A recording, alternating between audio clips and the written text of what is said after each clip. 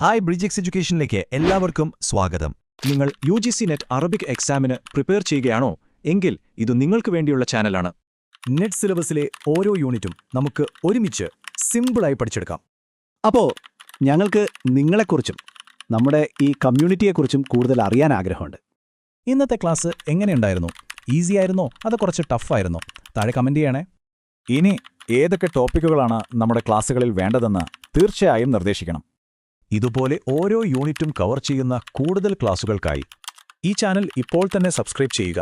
നിങ്ങളുടെ ഫ്രണ്ട്സിനും ഗ്രൂപ്പുകളിലും ഷെയർ ചെയ്യുക. എല്ലാവർക്കും സ്വാഗതം. ഇന്ന് നമ്മൾ ആൻഡലൂഷ്യൻ ഫിലോസഫിയുടെ ആഴങ്ങളിലേക്കൊരു യാത്ര പോവുകയാണ്. നമ്മൾ പരിചയപ്പെടാൻ പോകുന്നത് ഇബ്നു തുഫൈൽ എന്ന അതുല്യനായ ഒരു ചിന്തകനെയാണ്. അപ്പോ അദ്ദേഹത്തിന്റെ ചിന്തയുടെ കേന്ദ്രബിന്ദു എന്തായിരുന്നെന്നറിയാമോ?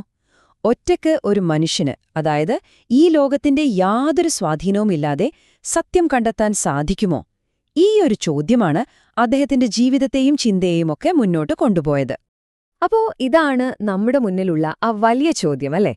പുറത്തുനിന്ന് ഒരാളും ഫലിപ്പിക്കാതെ, ഒരു ഗ്രന്ഥത്തിന്റെയും സഹായമില്ലാതെ, നമ്മുടെ സ്വന്തം ബുദ്ധിയും ചിന്തയും മാത്രം ഉപയോഗിച്ച് പരമമായ സത്യത്തിലേക്കെത്താൻ പറ്റുമോ?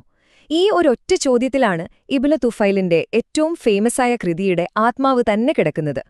ശരി, അപ്പൊ നമുക്ക് തുടങ്ങാം. ഇന്നത്തെ നമ്മുടെ ഈ ഒരു ചർച്ചയില് 4 ഭാഗങ്ങളുണ്ട്. ആദ്യം നമ്മൾ ഒരു കഥാകാരൻ കൂടിയായ ഈ ഫിലോസഫർ ആരാണെന്ന് നോക്കും. പിന്നെ അദ്ദേഹത്തിന്റെ മാസ്റ്റർപീസായ ഹൈ ഇബ്നെ യഖ്ദാനിന്റെ ലോകത്തേക്ക് കടക്കും. അത് കഴിഞ്ഞ് ഈ കഥ എഴുതിയ ആൾ ആരാണെന്ന് നമ്മൾ വിശദമായി പരിചയപ്പെടും. അവസാനം അദ്ദേഹത്തിന്റെ ലെഗസി, അതായത് അദ്ദേഹത്തിന്റെ സ്വാധീനം എന്തായിരുന്നു എന്നും നമുക്ക് നോക്കാം. ഇബ്നു തുഫൈലിന്റെ ഏറ്റവും വലിയൊരു സംഭാവന എന്താണെന്നറിയാമോ? അദ്ദേഹം ഫിലോസഫിയിലെ ഭയങ്കര കോംപ്ലക്സായ ഐഡിയാസൊക്കെ എടുത്ത് അതിനെ ഒരു കഥയുടെ രൂപത്തിൽ അവതരിപ്പിച്ചു. അങ്ങനെ ചെയ്ത ആദ്യത്തെ ആളുകളിൽ ഒരാളാണ് അദ്ദേഹം.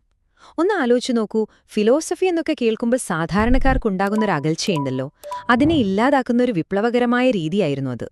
അദ്ദേഹത്തിന്റെ എല്ലാ ചിന്തകളുടെയും ബേസ് അത് വളരെ സിമ്പിളായൊരു ഐഡിയയാണ്. എന്താണെന്ന് വെച്ചാൽ, മനുഷ്യനവന്റെ സ്വന്തം ബുദ്ധി കൊണ്ട് മാത്രം അറിവിന്റെ ഏറ്റവും ഉയർന്ന പടവുകളിൽ എത്താൻ കഴിയും. അതായത് പുറത്തുനിന്ന് ആരും വന്ന് പഠിപ്പിക്കുകയോ വിശുദ്ധ ഗ്രന്ഥങ്ങളോ ഒന്നും ആവശ്യമില്ല. നമ്മുടെ യുക്തിക്ക്, നമ്മുടെ റീസണിന് മാത്രം സത്യം കണ്ടെത്താൻ കഴിയും. ഇതാണ് ആ കോർ ഐഡിയ. ഓക്കെ, ഇനി നമുക്ക് അദ്ദേഹത്തിന്റെ മാസ്റ്റർപീസിലേക്ക് വരാം. ഹൈ ഇബ്നു യഖ്ദാൻ. ഇതൊരു വെറും കഥയല്ല, മറിച്ചൊരു തോട്ട് എക്സ്പെരിമെന്റാണ്. അതായത് ഒരു ചിന്താ പരീക്ഷണം. ആരുമില്ലാത്തൊരു ദ്വീപില് ഒരു മനുഷ്യക്കുഞ്ഞ് ഒറ്റയ്ക്ക് വളർന്നാൽ എന്ത് സംഭവിക്കും? അവന്റെ ചിന്തകൾ എങ്ങനെയായിരിക്കും?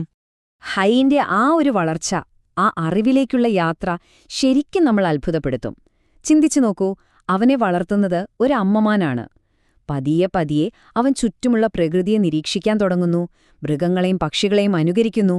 അവന്റെ ചിന്തകൾ അവിടെ നിന്ന് ആകാശത്തേക്കും നക്ഷത്രങ്ങളിലേക്കും ഈ പ്രപഞ്ചത്തിന്റെ ഘടനയിലേക്കും വളരുവാണ്. അവസാനം ഈ നിരീക്ഷണങ്ങളോടെയും ചിന്തകളിലൂടെയും മാത്രം അവനൊരു വലിയ സത്യത്തിലേക്കെത്തുന്നു. ഈ പ്രപഞ്ചത്തിനൊരു സ്രഷ്ടാവുണ്ട്. അപ്പോ ഇത്രയും ആഴത്തിലുള്ള, ഇത്രയും മനോഹരമായ ഒരു കഥയുടെ പിന്നിലെ ആ പ്രതിഭ ആരായിരുന്നു? നമുക്ക് ഹൈയിന്റെ ആ ഒറ്റപ്പെട്ട ദ്വീപിൽ നിന്ന് ഇബ്നു തുഫൈലിന്റെ യഥാർത്ഥ ജീവിതത്തിലേക്കൊന്ന് പോയി നോക്കാം. അദ്ദേഹത്തിന്റെ മുഴുവൻ പേര് അബൂബക്കർ മുഹമ്മദ് ഇബ്നു അബ്ദുൽ മലിക് ഇബ്നു തുഫൈൽ അൽ ഖൈസി എന്നാണ്. അൽമുഹാദ് കാലഘട്ടത്തിലെ ഒരു ആൻഡലൂഷ്യൻ ഫിലോസഫർ, ഡോക്ടർ, പിന്നെ ജഡ്ജ്, ഇങ്ങനെ പല റോളുകളിലും അദ്ദേഹം തിളങ്ങിയിട്ടുണ്ട്. പ്രത്യേകിച്ച് പരീക്ഷകൾക്ക് തയ്യാറെടുക്കുന്ന കൂട്ടുകാർക്ക് ഈ പേരുകളും വിവരങ്ങളും ഓർത്തുവെക്കുന്നത് വളരെ നല്ലതായിരിക്കും. അദ്ദേഹത്തിന്റെ ജീവിതത്തിലെ പ്രധാനപ്പെട്ട ചില കാര്യങ്ങൾ നോക്കാം. 1102 ഗ്രാനഡയുടെ അടുത്താണ് അദ്ദേഹം ജനിക്കുന്നത്. പിന്നീട് അൽമുഹാദ് ഭരണകൂടത്തിൽ ഒരു മന്ത്രിയായി. അതുപോലെ അന്നത്തെ ഖലീഫയായിരുന്ന അബൂ യാക്കൂബ് യൂസഫിന്റെ പേഴ്സണൽ ഡോക്ടർ കൂടിയായിരുന്നു അദ്ദേഹം. ഒടുവിൽ 1185 മൊറോക്കോയിലെ മറക്കേഷിൽ വെച്ചാണ് അദ്ദേഹം മരണപ്പെടുന്നത്. അദ്ദേഹത്തിന്റെ കഴിവുകൾ എത്രത്തോളം വൈവിധ്യമുള്ളതായിരുന്നു എന്ന് നോക്കൂ. ഒരു ഫിലോസഫർ, ഒരു ഡോക്ടർ, ഒരു ജഡ്ജ്, ഒരു മന്ത്രി, അതുമാത്രമല്ല ഗവർണറുടെ ഒരു കോൺഫിഡൻഷ്യൽ സെക്രട്ടറി വരെ ആയിരുന്നു. ചിന്തയുടെ ലോകത്തും ആക്ഷന്റെ ലോകത്തും, അതായത് ഭരണരംഗത്തും ഒരുപോലെ ശോഭിച്ച ഒരു അസാധാരണ വ്യക്തിത്വം തന്നെയായിരുന്നു അദ്ദേഹം. ഇപ്പോ ഇബ്നു തുഫൈലിന്റെ ഈ കൃതി ഒരു ശൂന്യതയിൽ നിന്ന് പെട്ടെന്ന് പൊട്ടിമുളച്ച ഒന്നല്ല. അദ്ദേഹത്തിന്റെ കാലഘട്ടത്തിൽ നടന്നിരുന്ന വലിയ ചില ഫിലോസഫിക്കൽ ഡിബേറ്റ്സിന്റെ ഭാഗമായിരുന്നു അത്. അപ്പോൾ നമുക്ക് ആ ഒരു കോണ്ടെക്സ്റ്റിലേക്ക്, ആ സംവാദത്തിലേക്ക് ഒന്ന് ഇറങ്ങിച്ചെല്ലാം. യെസ്, ഇവിടെയാണ് ഈ കഥയുടെ ഏറ്റവും പ്രധാനപ്പെട്ട ഒരു പശ്ചാത്തലം വരുന്നത്. ആ കാലഘട്ടത്തിലെ വളരെ പ്രമുഖനായ ഒരു പണ്ഡിതനായിരുന്നു ഇമാം അൽ ഗസാലി. അദ്ദേഹം തഹാഫുത്തുൽ ഫിലോസഫ എന്നൊരു പുസ്തകമെഴുതി. അതിൽ അദ്ദേഹം പറഞ്ഞത് ഫിലോസഫിക്ക് മാത്രം സത്യത്തിലേക്ക് എത്താൻ കഴിയില്ല, അതിന് പരിമിതികളുണ്ട് എന്നായിരുന്നു. ഇതിനൊരു മറുപടി എന്ന നിലയിലാണ്, ഒരു ആർഗ്യുമെന്റ് എന്ന നിലയിലാണ് ഇബ്നു തുഫൈൽ ഹൈ ഇബ്നു യഖ്ദാൻ എന്ന ഈ കഥ എഴുതുന്നത്. അല്ല, മനുഷ്യന്റെ യുക്തിക്ക് ഒറ്റയ്ക്ക് തന്നെ ആ സത്യത്തിലേക്ക് എത്താൻ കഴിയും എന്ന് തെളിയിക്കാനുള്ളൊരു ശ്രമം. അദ്ദേഹത്തിന്റെ ഒരു അടുത്ത സുഹൃത്തും സമകാലികനുമായിരുന്നു ആൻഡലൂഷ്യൻ ഫിലോസഫിയിലെ മറ്റൊരു അധികായനായ ഇബ്നു റുഷ്ദ്. നമ്മളെല്ലാവരും കേട്ടിട്ടുണ്ടാവും അവറോസ് എന്ന്. ഈ ഇബ്നു റുഷ്ദിനെ ഖലീഫയ്ക്ക് പരിചയപ്പെടുത്തി കൊടുക്കുന്നത് പോലും നമ്മുടെ ഇബ്നു തുഫൈലാണ്. ആ ഒരു സൗഹൃദം അക്കാലത്തെ ആ ഒരു ഇന്റലക്ച്വൽ ലോകത്തിനു കൊടുത്ത എനർജി ചെറുതൊന്നുമല്ല. ഹൈ ഇബ്നു യഖ്ദാനാണ് അദ്ദേഹത്തിന്റെ നമുക്കിന്ന് കംപ്ലീറ്റ് ആയിട്ട് കിട്ടുന്ന ഒരേയൊരു വർക്ക്. പക്ഷേ അദ്ദേഹം മെഡിസിനിലും ഫിലോസഫിയിലും വേറെയും പുസ്തകങ്ങൾ എഴുതിയിട്ടുണ്ട്. അപ്പോൾ പരീക്ഷിച്ചു പഠിക്കുന്ന കൂട്ടുകാർക്ക് ഈ പുസ്തകങ്ങളുടെ പേരുകൾ ഒന്ന് നോട്ട് ചെയ്ത് വെക്കുന്നത് വളരെ യൂസ്ഫുൾ ആയിരിക്കും. ഒന്ന് ആലോചിച്ചു നോക്കൂ, അദ്ദേഹത്തിന്റെ ഒരൊറ്റ വർക്ക് മാത്രമാണ് നമുക്ക് കിട്ടിയത്. എന്നിട്ട് പോലും ആ ഒരൊറ്റ കഥ നൂറ്റാണ്ടുകളോളം ലോകമെമ്പാടുമുള്ള ചിന്തകരെ സ്വാധീനിച്ചു. പിന്നീട് വന്ന റോബിൻസൺ ക്രൂസോ പോലുള്ള യൂറോപ്യൻ നോവലുകളെ വരെ അത് ഇൻഫ്ലുവൻസ് ചെയ്തിട്ടുണ്ട് എന്ന് പറയപ്പെടുന്നു. അതാണ് ഹൈ ഇബ്നു യഖ്ദാനിന്റെ പവർ. അപ്പോ 12ാം നൂറ്റാണ്ടിൽ എഴുതിയ ഈ കഥയ്ക്ക് ഇന്ന് നമ്മളോട് എന്താണ് പറയാനുള്ളത്? മനുഷ്യനും അവന്റെ യുക്തിയും പ്രകൃതിയും വിശ്വാസവും ഇവയൊക്കെ തമ്മിലുള്ള ബന്ധത്തെക്കുറിച്ച് ഹൈയിന്റെ ഈ കഥ നമ്മളെ എന്താണ് പഠിപ്പിക്കുന്നത്? ഈ ഒരു ചോദ്യം ഞാൻ നിങ്ങൾക്ക് വിട്ടുതരികയാണ്. നിങ്ങൾ ഇതിനെക്കുറിച്ച് ചിന്തിക്കുക.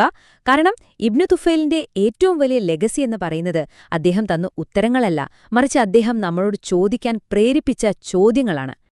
അപ്പോ നമ്മൾ പ്രധാന കാര്യങ്ങളൊക്കെ പറഞ്ഞു കഴിഞ്ഞു. ഇനി അടുത്ത സ്റ്റെപ്പ് എന്താണെന്ന് നോക്കിയാലോ? ഈ വിഷയത്തിലെ മെയിൻ പോയിന്റ്സ് ഒക്കെ നിങ്ങൾക്ക് ക്ലിയർ ആയിട്ടുണ്ടാകും അല്ലേ? അപ്പോ ഏറ്റവും പ്രധാനപ്പെട്ട ചോദ്യം ഇതാണ്: ഇനി എങ്ങനെ പഠനം മുന്നോട്ട് കൊണ്ടുപോകും? നിങ്ങളുടെ പഠനത്തിന് ഒരു മുതൽക്കൂട്ടാകാൻ പറ്റിയ ഒരു വഴിയുണ്ട്. അതാണ് ബ്രിഡ്ജ് 6 എഡ്യൂക്കേഷന്റെ ഈ പുതിയ പ്രിന്റഡ് ബുക്ക്. ഈ ബുക്കിനെ സ്പെഷ്യൽ ആക്കുന്നത് ഇതിന്റെ ഉള്ളടക്കം തന്നെയാണ്. നമ്മുടെ ഓരോ ക്ലാസ്സിലെയും പോയിന്റ്സും കഴിഞ്ഞ 5 വർഷത്തെ നെറ്റ് എക്സാം ക്വസ്റ്റ്യൻസും ഇതിലുണ്ട്. ഈ ബുക്കിന്റെ ഒരു കോപ്പി ഓർഡർ ചെയ്യാൻ വളരെ എളുപ്പമാണ്. ഓർഡർ ചെയ്യാൻ താഴെ കമന്റ് ബോക്സിൽ നിങ്ങളുടെ ഫോൺ നമ്പറും അഡ്രസ്സും കൊടുത്താൽ മതി. നിങ്ങളുടെ വിജയത്തിലേക്കുള്ള യാത്രയിലെ ഈ പുസ്തകം ഒരു വലിയ സഹായമാകട്ടെ. നിങ്ങളുടെ പഠനത്തിനും ശോഭനമായ ഭാവിക്കും എന്റെ എല്ലാവിധ ആശംസകളും. അപ്പോ അടുത്തൊരു വിഷയവുമായി നമുക്ക് വീണ്ടും കാണാം. Thank you.